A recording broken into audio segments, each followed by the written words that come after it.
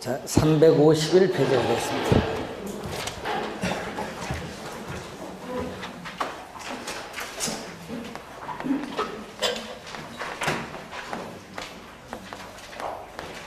부동산 이 가치의 형성 요인이죠.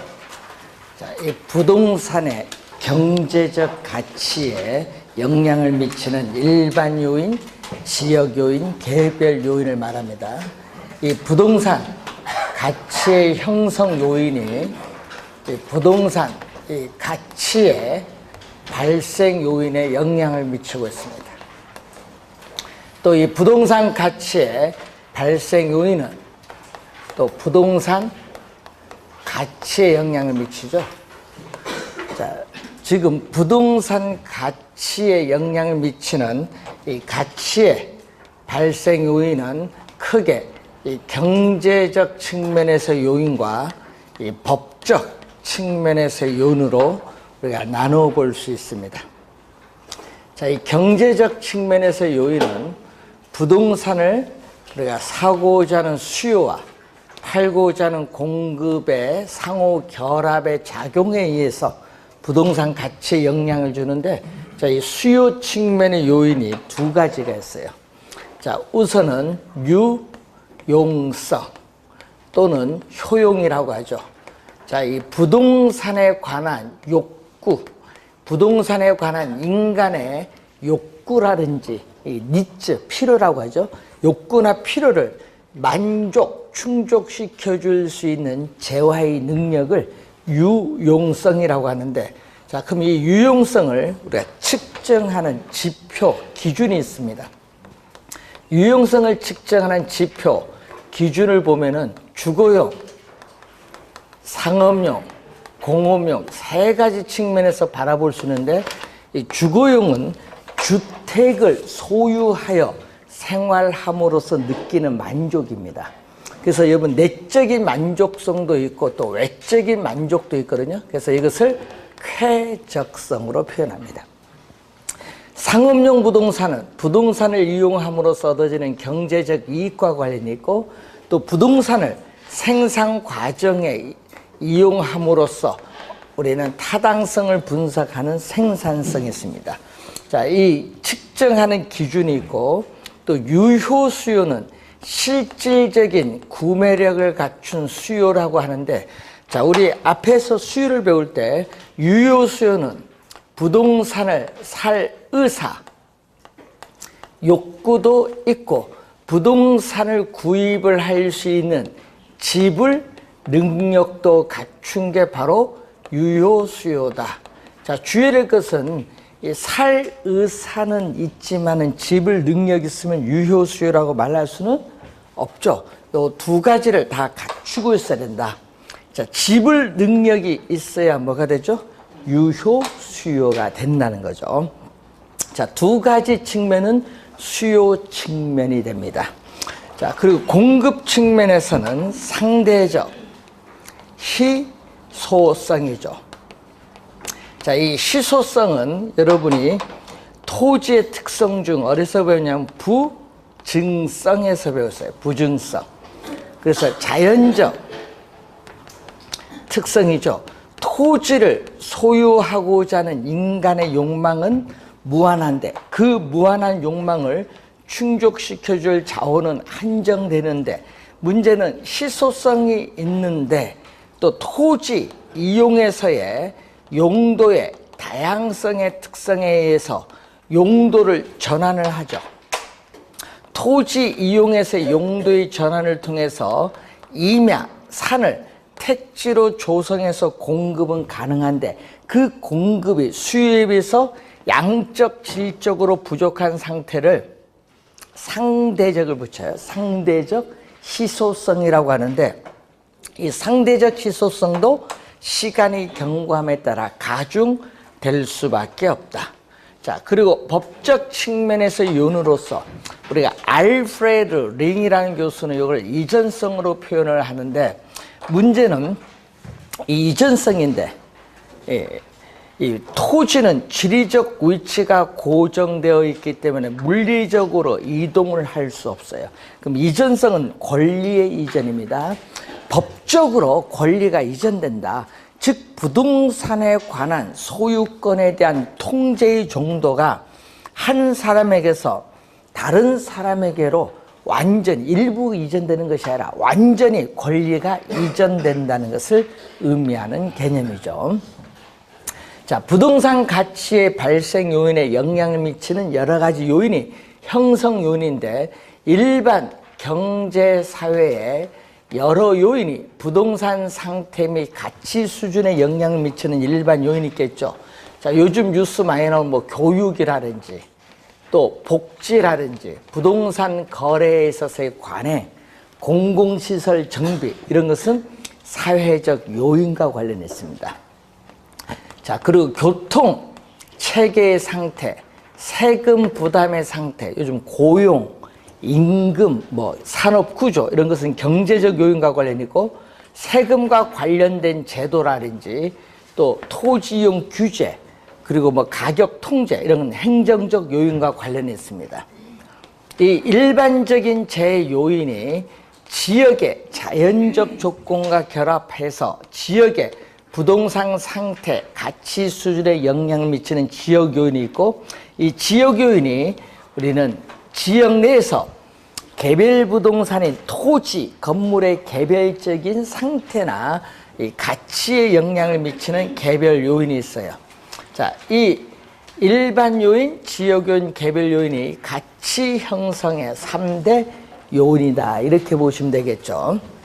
자, 그러면은 이 부동산 가치가 다시 가치의 형성 요인에 영향을 미치고 발생 요인을 거쳐서 가치에 영향을 미치는데 이 내용이 계속 반복이 돼요.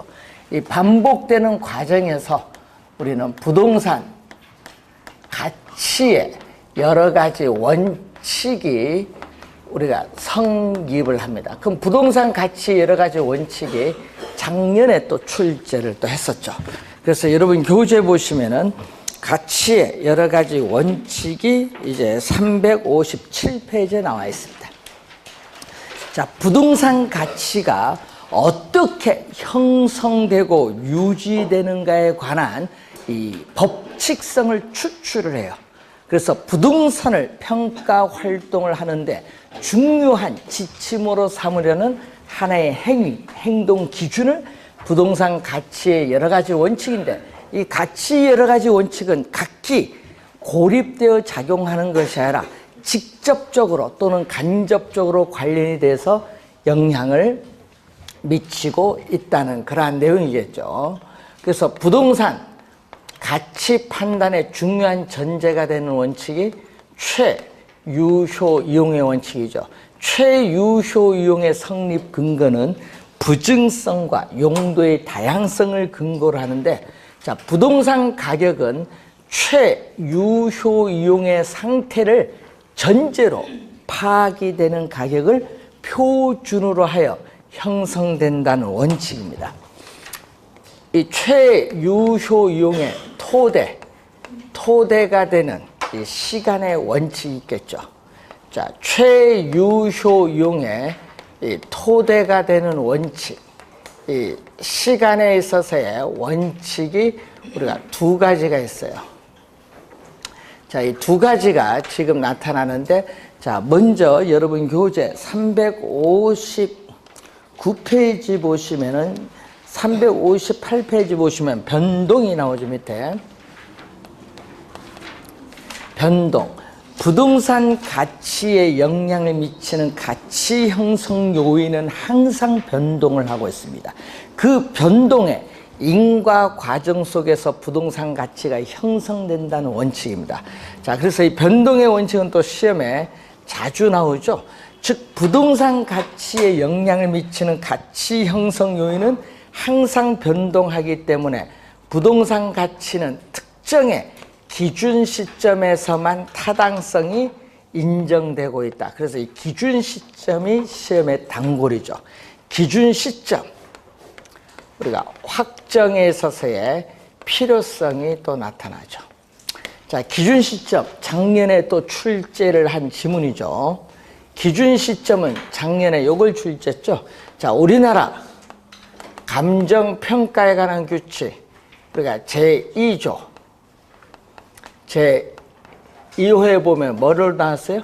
우리는 기준 시점을 우리는 대상 물건의 감정 평가액을 결정하는 기준이 되는 날짜로 출제했어요. 그게 작년에 출제했고, 또 감정 평가에 관한 규칙 제9조 2항에 보면은 대상 물건의 가격 조사를 완료한 날짜로 한다. 가격 조사를 완료한 날짜.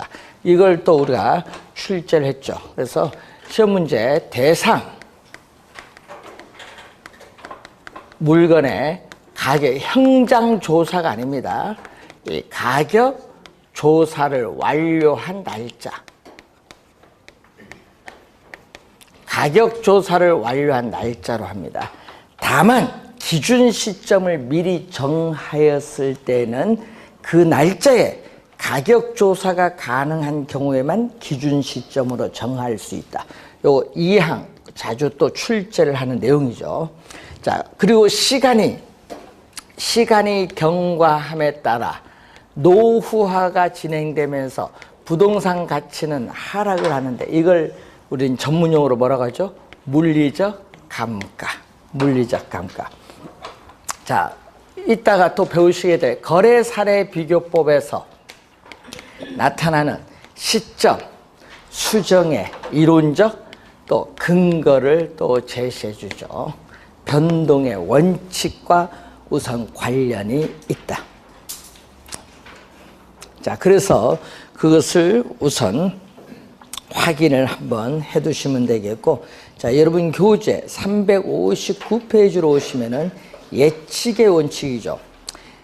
부동산의 가치는 그 부동산에 있어서 수익성이나 쾌적성 등의 장래의 동향, 추이 등의 예측을 반영을 해야 한다는 원칙이거든요. 자, 그래서 시험 문제는 거기에 밑에서 한 6, 7번째 보면 뭐를 많이 출제하죠? 부동산 가치는 부동산 소유에서 비롯되는 장래 이익을 현재 가치로 환원한 값, 이 지문을 많이 내요. 이때 장래 기대되는 편익, 이익은 예측이 가능해야 부동산 가치를 구할 수 있다는 그런 내용이죠. 자, 그 내용을 우선 또 주의를 또 해두시면 되겠습니다.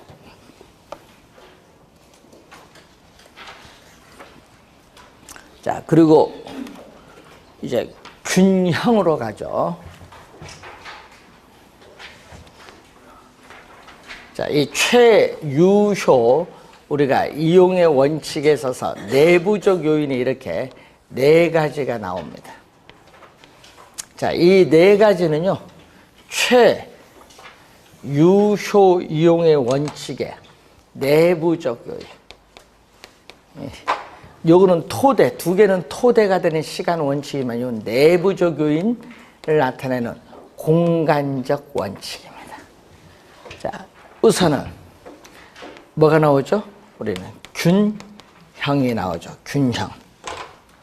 자, 균형의 원칙이 나옵니다. 자, 균형은 시험에 작년에도 정답, 2년 전에도 정답, 하여튼 균형은 우리 정답으로 많이 묻는 내용이죠. 부동산의 유용성을 최대로 발휘하기 위해서는 이 부동산을 구성하고 있는 뭐죠? 내부, 예를 들면 토지, 노동, 자본, 경영과 같은 이 내부 구성 요소, 이 지문 주의를 많이 해야 돼요. 내부 구성 요소 간에 있어서 결합에 있어서 균형을 이루어야 한다는 원칙이에요.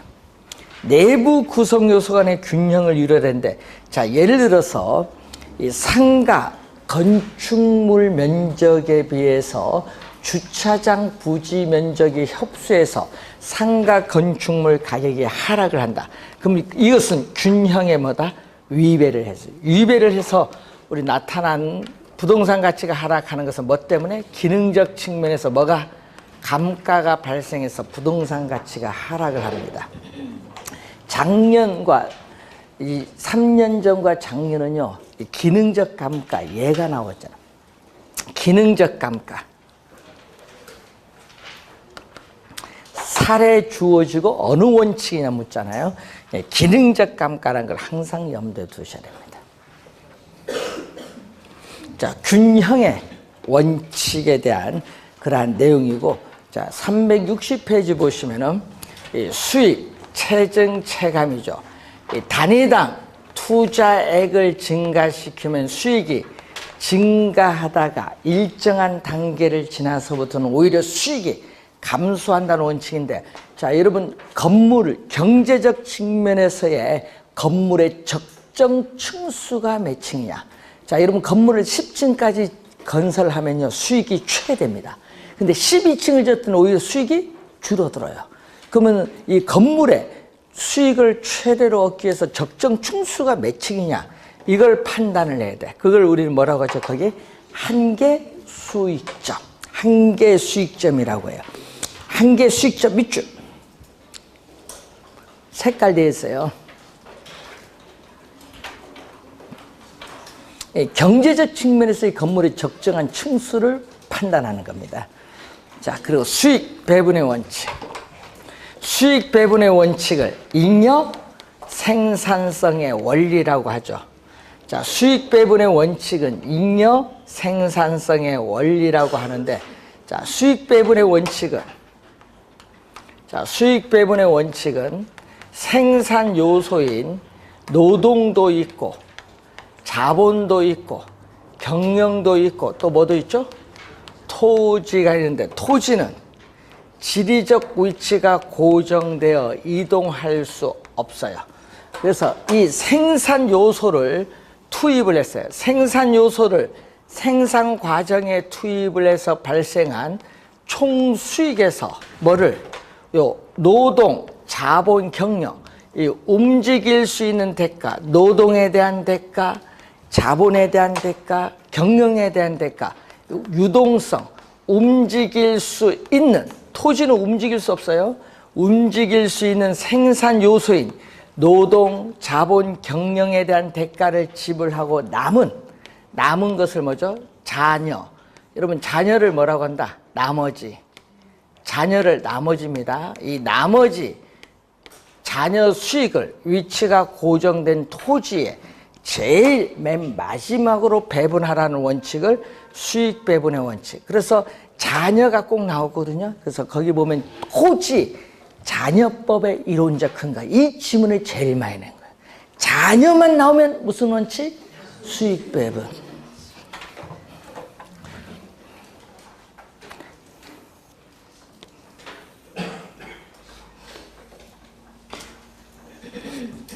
이건 최영호 지금 직접 다 연관이 있어요. 자, 기여 또는 공헌의 원칙이죠. 자, 기여의 원칙, 공헌의 원칙. 부동산 가치는 부동산을 구성하고 있는 각 구성 부분의 공헌도에 영향을 받는다는 원칙이에요.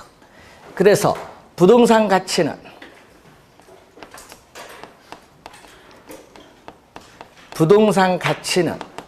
부동산을 구성하고 있는 각 구성 부분의 뭐죠? 공헌도,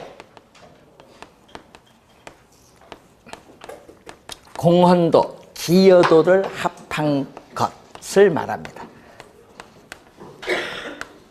자, 공헌도, 기여도를 합한 것이지 뭐를 합한 것이 아니죠? 생산 비용을 합한 것이 아니다.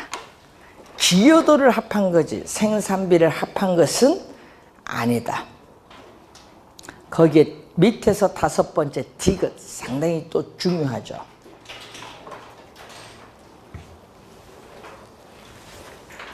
기여도, 공헌도를 합한 것을 말합니다. 자, 건물이 있거든요.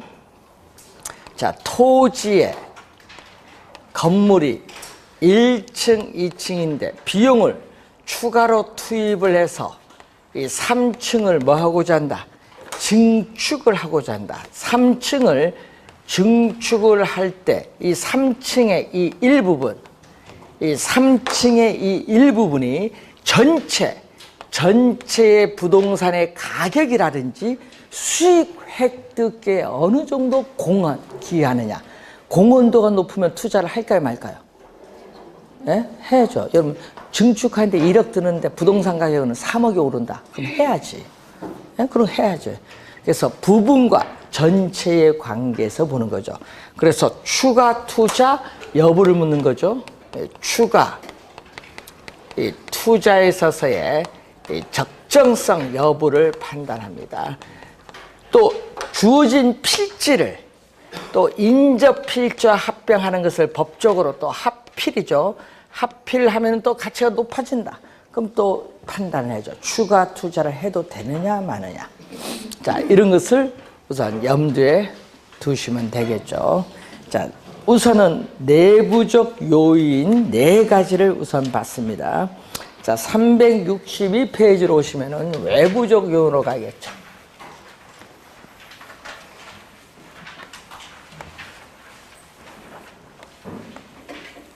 자, 이것은 최유효 이용의 원칙과 또 직접적으로 관련 있는 이건 무슨 요인? 이번은 외부적인 공간에 대한 원칙.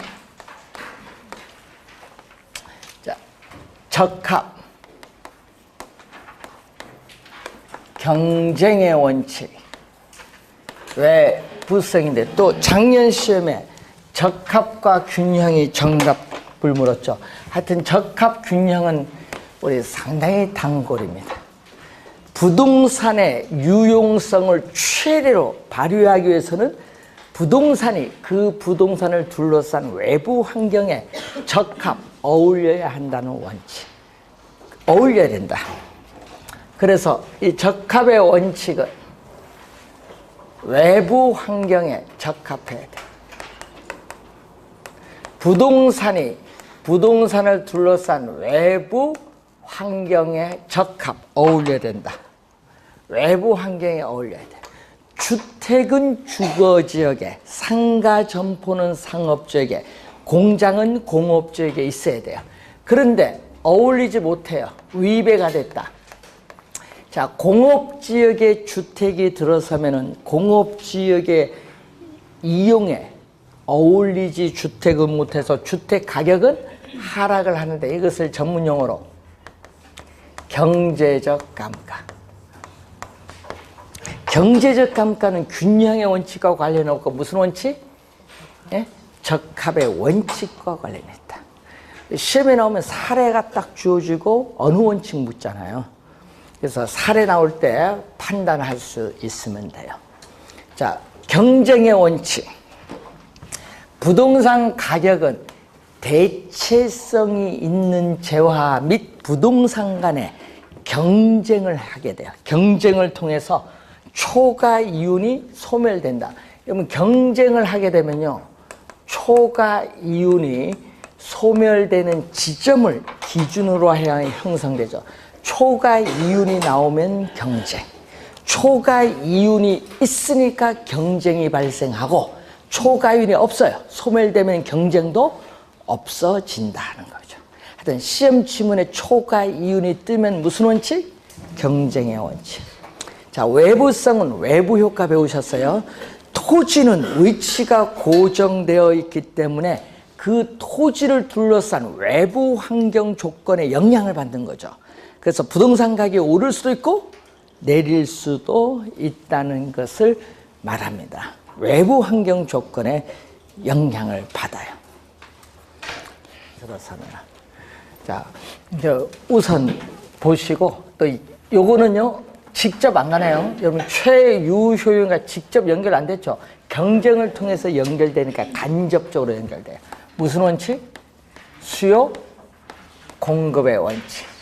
자, 부동산에 대한 수요와 공급에 의해서 가격이 결정되고 다시 그 가격이 수요와 공급에 영향을 미치는 것을 가격의 이중성이에요.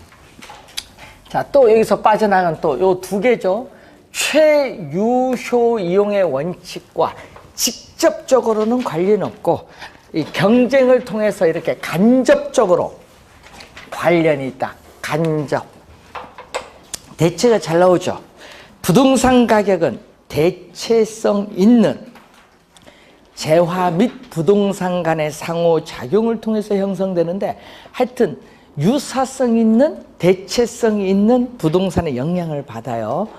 자, 주의해야 될 거는 시험 문제 과거에 요게 좀 많이 나는데 원가 방식, 비교 방식, 수입 방식을 평가의 3방식인데 이 평가의 3방식의 성립 근거가 되는 가장 기초가 되는 원칙이에요.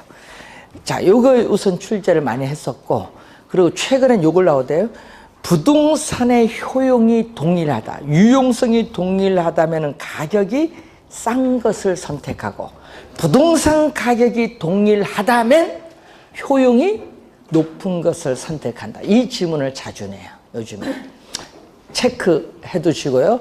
대체의 조건이 또 있어요. 대체의 조건.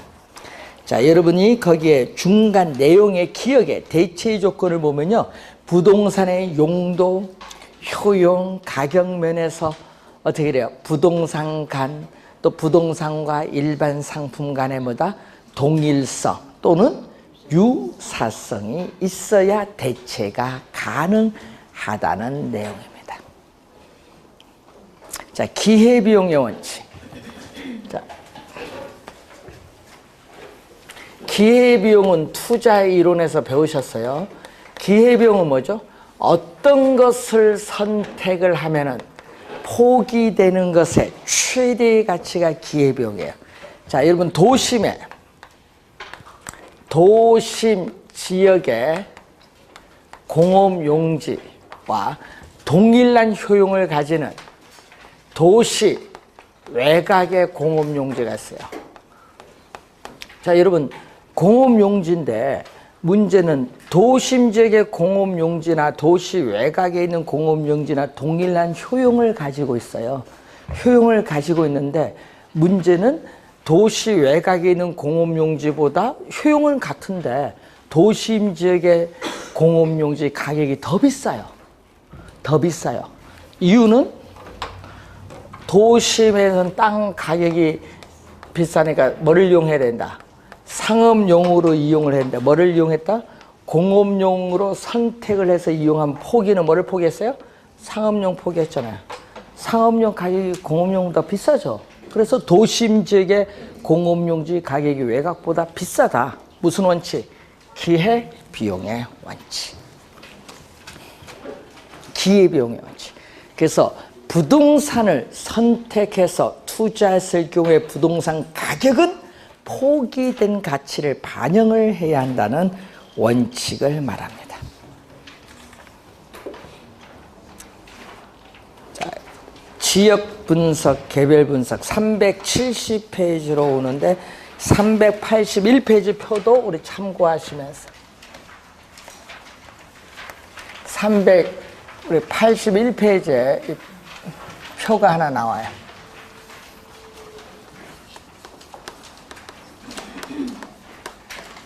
지역 분석 2년 전에 여러분 작년에는 가격의 원칙에서 출제 26회 8회는 여기서 출제 27회는 여기서 출제 올해는 네? 모르죠.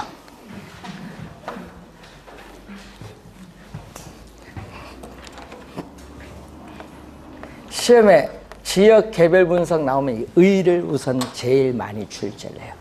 자, 우선은 지역 분석은 평가, 감정 평가의 대상이 된 부동산을 우린 줄여서 대상 부동산인데 그럼 이 대상 부동산에 속한 지역을 인근 지역입니다. 그럼 이 지역의 특성이 뭐냐?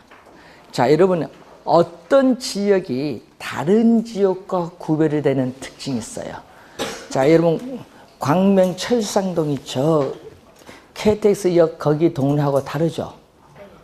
가격이 다르고 가치 형성도 달라요. 예? 그래서 어떤 지역이 다른 지역과 구별이 되는 특징이 있는데 이것을 우리는 전문용어로 지역의 특성이 나와요. 이걸 잘 파악을 해야 돼. 그래서 여러분 교재에 거기 보시면 370페이지 위에서 한 3-4번째 보면 이런 얘기가 나오죠.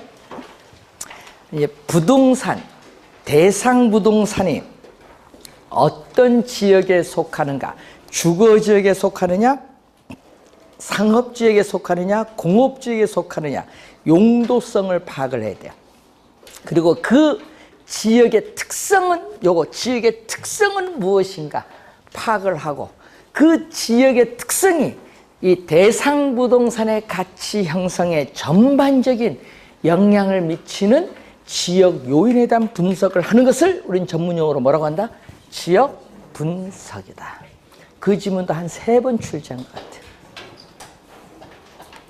지역 특성을 파악을 해서 지역 내, 여러분 요게 아파트다, 대우 프루주 아파트다. 그럼 요거와 대체 경쟁 관계는 주변에 아파트 많이 있을까 없을까요? 있죠. 이렇게 많이 있죠, 주변에. 그래서 이 지역 내 각각 개별 부동산들에 있어서의 최유효 이용을 집약적이고 평균적으로 사용하는 방법을 우린 전문용어로 표준적인 뭐라고 한다? 사용에. 그래서 이 표준적 사용의 형상과 장래의 동향을 명백히 하면서 이 지역 내 이런 부동산들의 가격을 평균한 값, 이 평균 가격, 지역 내 부동산에 있어서의 평균 가격을 전문용어로 가격 수준이라고 해요. 가격 수준을 판정하는 작업을 지역 분석인데, 시험 문제는요, 가격으로 시험에 많이 내요. 가격으로.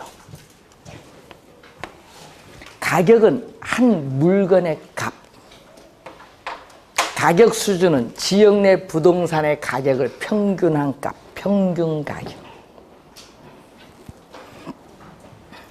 자, 그래서 이 성립 근거, 이 필요성은, 자, 여러분이 우리 토지 특성에 배울 때 토지 특성에서 뭐를 배우셨어요? 부동성이죠. 토지는 지리적 위치가 고정되어 이동할 수 없기 때문에 그 토지를 둘러싼 지역 환경에 영향을 받죠. 그 지역의 요인이 부동산 가치에 영향을 주기 때문에 지역을 분석할 필요성이 나타나는 거예요. 부동성, 그리고 또 위치가 고정된 개개의 부동산들이 모여서 하나의 그 지역의 환경을 구성하는데, 이러한 그 지역성이 또 부동산 가치에 영향을 미치고 있다. 지역성.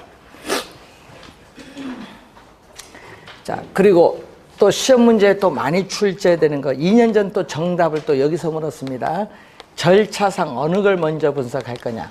선후 관계. 저기 아까 저 가치 형성 요인도 했는데 어느 걸? 지역 분석을 먼저 해야 돼. 여러분, 이 지역 특성 파악을 먼저 해야 되거든요. 그래서 이 지역 분석이 먼저 이루어져요. 그래서 선행, 앞서서 선행 분석이 이루어지고, 분석 대상 범위. 자, 분석하고자 하는 범위는 지역 전체를 대상으로 하기 때문에 지역 전체, 여러분 요 지역 전체를 대상으로 하는 것을 넓은 의미 뭐죠? 거시가 넓은 의미. 좁은 의미는 뭐죠? 미시. 그래서 거시적 차원에서 전체적이고, 지역 전체를 대상으로 하니까 전체적이고 광역적인 분석이 이루어져요. 그래서 관련 가격 원칙을 보면은 이 부동산이 속해 있는 이 지역의 외부 환경에 뭐 해야 된다? 적합을 해야 된다. 적합의 원칙. 당연히 토대는 당연히 있죠. 예측 변동은 토대가 있기 때문에 당연히 있고, 적합의 원칙. 부동산이 그 부동산을 둘러싼 외부 환경에 적합해야 한다. 자, 그럼 인근 지역의 개념인데, 여러분 교재 373페이지 보시면은 위에, 자, 용도적 관점에 따라 우리는 지역 분석의 대상지역을 뭐죠? 인근 지역, 유사 지역, 동일 수급권으로 분류. 밑줄. 요거 작년에 또 출제했죠, 지문. 2년 전에 출제했습니다. 자, 그럼 그 박스 안에 있는 개념이 또 잘 나오죠. 자, 인근 지역의 개념 보면은 감정평가에 관한 규칙 나오죠. 자, 감정평가에 관한 규칙 제 몇 조? 2조 13호에 나오죠. 네, 24회에 출제했습니다. 2조 13호에 보면 이렇게 나와요. 대상 부동산이 속한 지역으로서 부동산의 이용이 동질적이고 가치 형성 요인 중 지역 요인을 공유하는 지역. 이 지문을 24회 시험에 출제했습니다. 인근지역 개념. 자, 그럼 그 밑에 특성을 보면 이런 내용이죠. 인근 지역은 요예죠. 대상 부동산과 상호 대체 경쟁 관계는 이런 빨간 이런 부동산들이 존재를 해요. 예?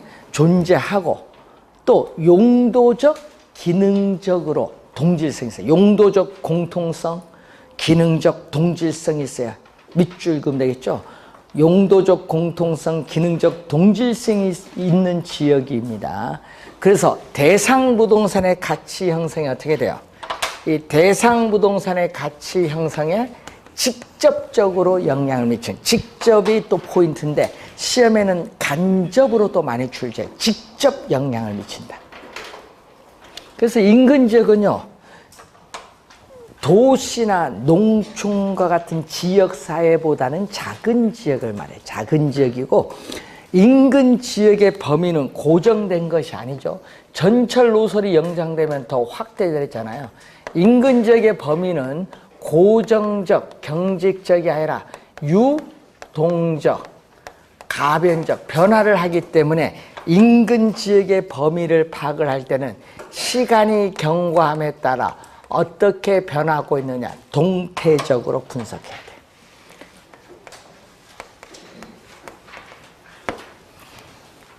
동태적으로 분석을 해야 됩니다.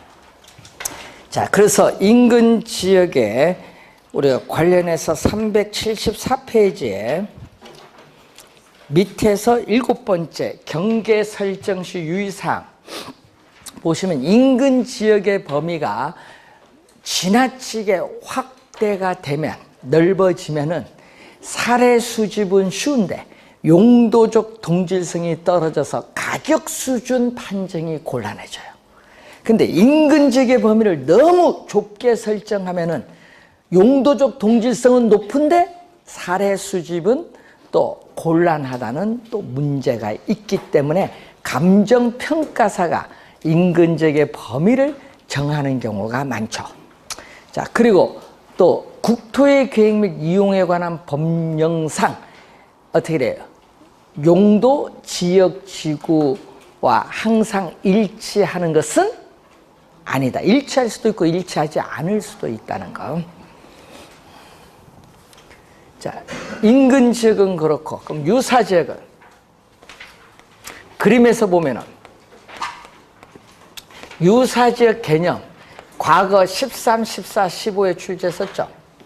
유사 지역은 대상 부동산이 속하지 아니하는 지역입니다. 아니하는 지역으로서 인근 지역과 유사한 특성을 가진 지역을 유사 지역. 자, 그림에서 보듯이 이 유사 지역은 인근 지역과 지리적 위치는 다르나 어떻게 돼요? 인근 지역과 지역 특성이 유사죠. 인근 지역이 주거지역이면 유사 지역도 주거지역. 인근 지역이 상업 지역이면 유사 지역도 상업 지역입니다. 그리고 유사 지역은 인근 지역과 이렇게 인접할 수도 있고 인접하지 않을 수도 있다. 그래서 반드시 인접할 필요는 없고 또 거리에 원근과도 무관하다. 멀고 가깝고 요것과 또 관계없어요. 지역 특성이 유사하면 돼요. 자, 그러면은 이 유사 지역은 대상 부동산의 가치 형성에 직접이 아니라 간접적으로 영향을 주는 거예요. 간접적으로 영향을 미치는 지역. 자, 요 두 개를 포함한 넓은 동일 수급권이 있어요. 동일 수급권은 여기까지는 사례를 수집할 수 있어요. 사례 수집의 가장 먼 거리 최원방권, 가장 먼 거리 있는데 주의해야 될 것은 유사지역은 동일 수급권 안에 있을 수도 있지만 밖에 존재해요. 자, 인근지역, 주거지역, 유사지역, 이것도 주거지역인데 요거는 부천에 있는 주거지역이에요. 부천에 사례 수집할 필요가 없지. 그래서 여러분이 유사지역은 동일 수급권 내부에 존재할 수도 있고 바깥에 존재할 수도 있는데 항상 사례를 수집할 때는 뭐를 붙여야 돼? 동일 수급권 안에 있는 유사지역에서 사례를 수집을 해야 된다. 이렇게 해야 돼요. 읽을 때. 작년에 개념 출제했어요. 자, 동일 수급권의 개념 작년에 출제했는데 자, 감정평가에 관한 규칙 제2조 15에 나오죠. 대상 부동산과 대체 경쟁 관계가 있죠. 그리고 가치 형성에 있어서 서로 영향을 미치는 관계는 다른 부동산이 존재하는 권역을 말하고 인근지역과 유사지역을 포함한다. 그 지문을 그대로 출제했었죠. 자, 동일 수급권의 범위는 부동산의 용도에 따른 분류, 종별, 부동산 규모, 부동산 성격에 따라 다르다.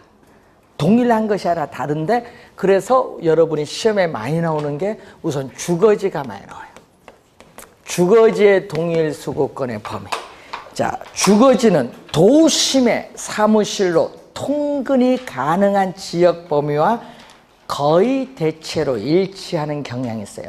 통근 시간, 통근 거리, 통근 우리가 비용을 고려했을 때. 그런데 이 지역적 선호도, 지역의 명성, 품위 등에 따라 주거지의 동일 수급권의 범위는 보다 좁아지기도 한다. 자, 예를 들어서 소문난 고급 주택지역은 대체지역이 없어요. 그런 경우에는 주거지의 동일 수급권의 범위가 좁아져요. 자, 그리고 상업지는 고객이 존재하는 지역이 배후지입니다. 이 동일 배후지로부터 얻을 수 있는 상업의 수익성에 관련된 대체할 수 있는 지역 범위와 일치합니다. 자, 주의해야 될 건요. 백화점과 같은 고도 상업지는 고객이 뭐죠?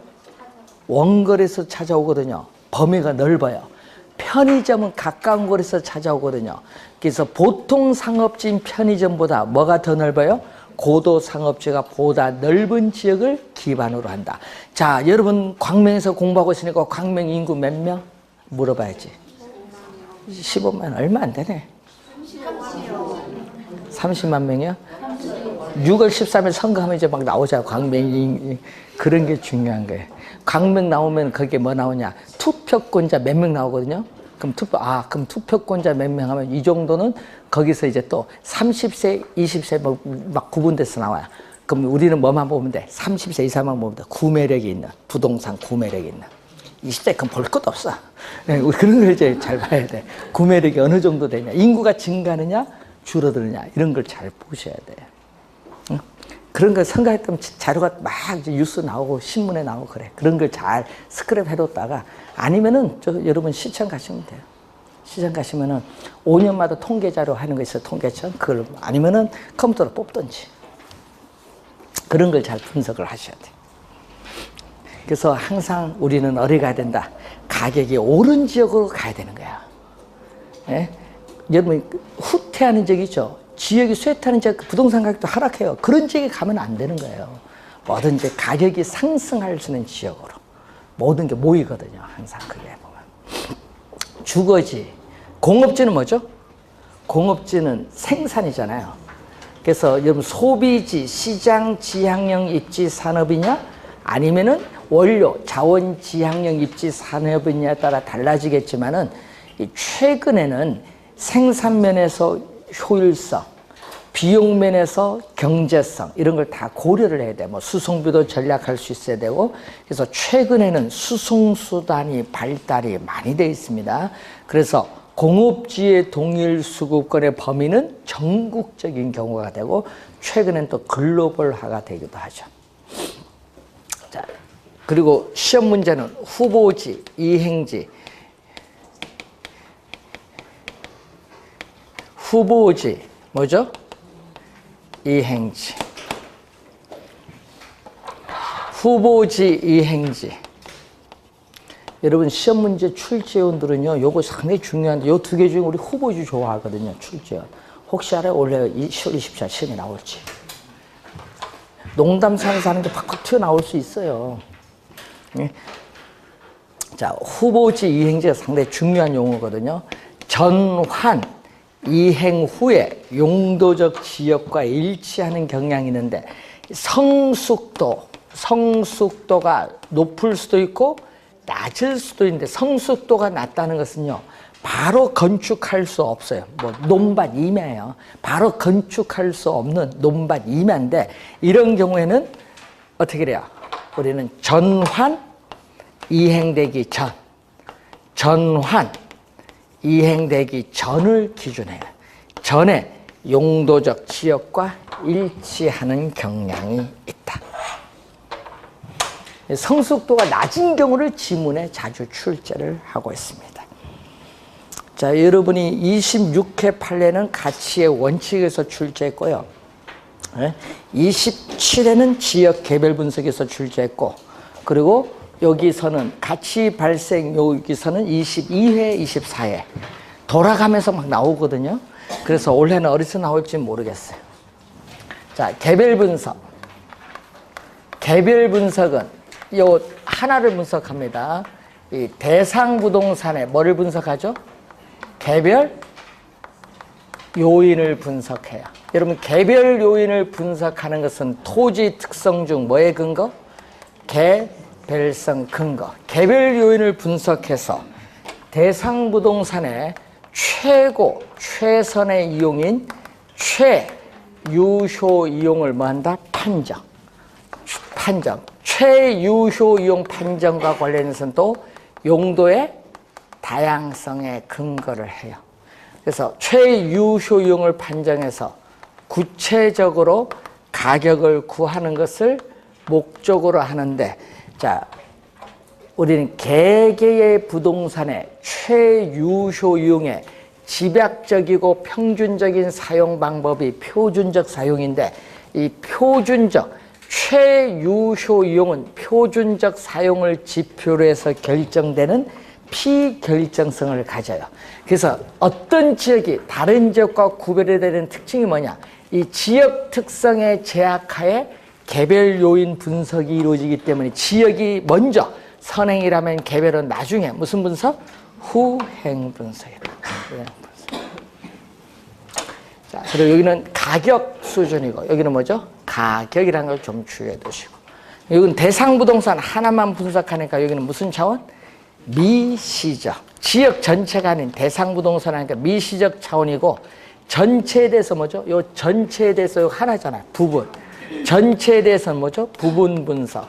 광역적에 대해서 뭐죠? 국지적 분석. 자, 대상 부동산의 내부 구성 요소 간의 균형의